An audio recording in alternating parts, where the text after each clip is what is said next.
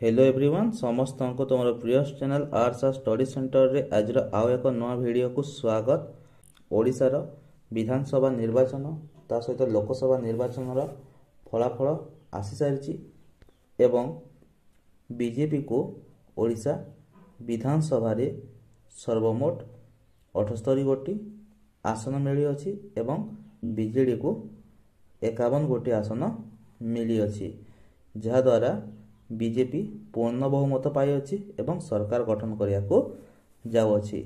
तो मुख्यमंत्री नवीन पटनायक जे कि बीजेडी दल हारिबा परे से ओडिशार मान्यवर राज्यपाल पाख को जाइकी राजभवन को जाइकी निजर इस्तीफा पत्र देइछन्ति एवं मुख्यमंत्री इस्तीफा देइछन्ति। मात्र एपर्यंत ओडिशा रे नवा मुख्यमंत्री शपथ पाठ करनाहांती एवं तांकर कार्यभार तोड़े नाहांती।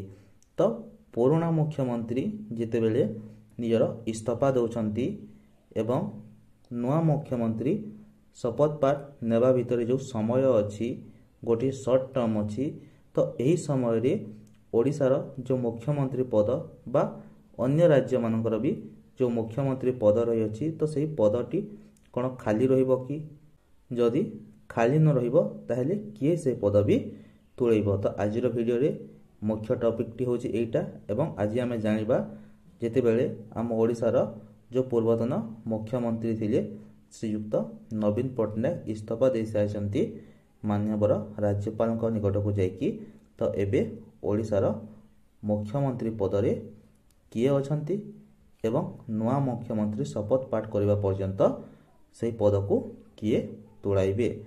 तो ये हेउची चित्र ओडिशार मुख्यमंत्री श्रीयुक्त नवीन पटनायक आज राजभवन को जाइथिले एवं माननीय राज्यपाल को से इस्तीफा पत्र देइछन्ती देखि परथबो फोटो रे समस्ते।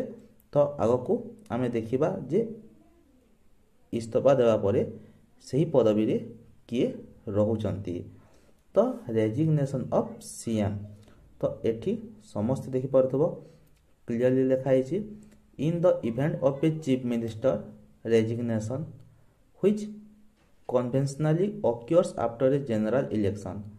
जेते बेले गोटे चीफ मिनिस्टर बा मुख्यमंत्री रेजिग्नेशन देइथाय एहा केते बेले होइथाय ना जेते बेले गोटे जनरल इलेक्शन समाप्त होइथाय सेते बेले गोटे चीफ मिनिस्टर जे पूर्वतन थांती से निजर रेजिग्नेशन देइ छांती और during A phase of assembly majority transition आउ जदि असेंबली रो जदि मेजॉरिटी गोटे पार्टी रु अन्य पार्टी पाख को पळे जाउची ताहेले मध्य सरकार भांगी थाय एवं जे चीफ मिनिस्टर थांती से रेजिग्नेशन देइ थांती। The outgoing chief minister hold the informal title of caretaker chief minister until the governor either appoints a new chief minister or dissolve the assembly। तो यही समय रे जो चीफ मिनिस्टर पदवी थाए से चीफ मिनिस्टर पदवी को किए तोड़े थांती यही समय रे द आउटगोइंग चीफ मिनिस्टर जो चीफ मिनिस्टर इस्तीफा देकी बाहरी जाउछंती निज पदवी रु सेही चीफ मिनिस्टर तांकर जो पदवी रही अछि hold the informal title of caretaker माने आमे जदि ओडिया रे याकू पोछिबा याकू कहा जिवो कामचला मुख्यमंत्री। Caretaker chief minister until the governor either appoints a new chief minister or dissolve the assembly। ये सेते बेला पर्यंत रही थांती जेते बेला पर्यंत गवर्नर गोटे नवा चीफ मिनिस्टर को नियुक्ति देई न थांती।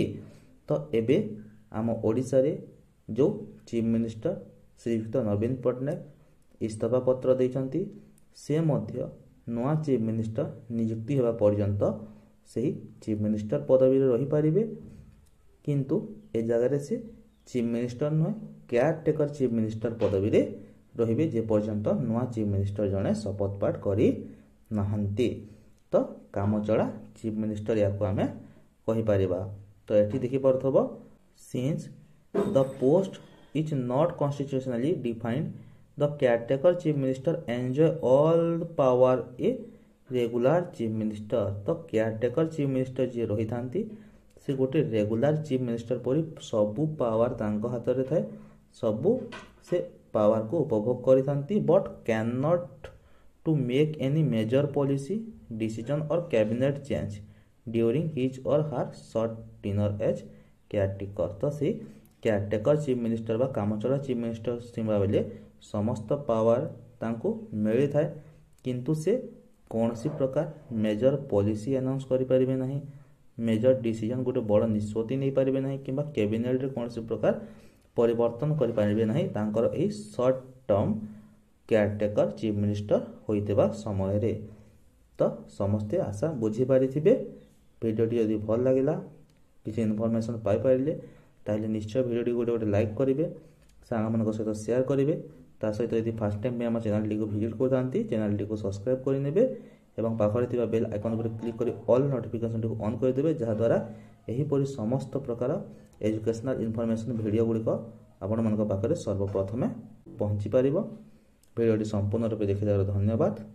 वंदे उत्कल जननी।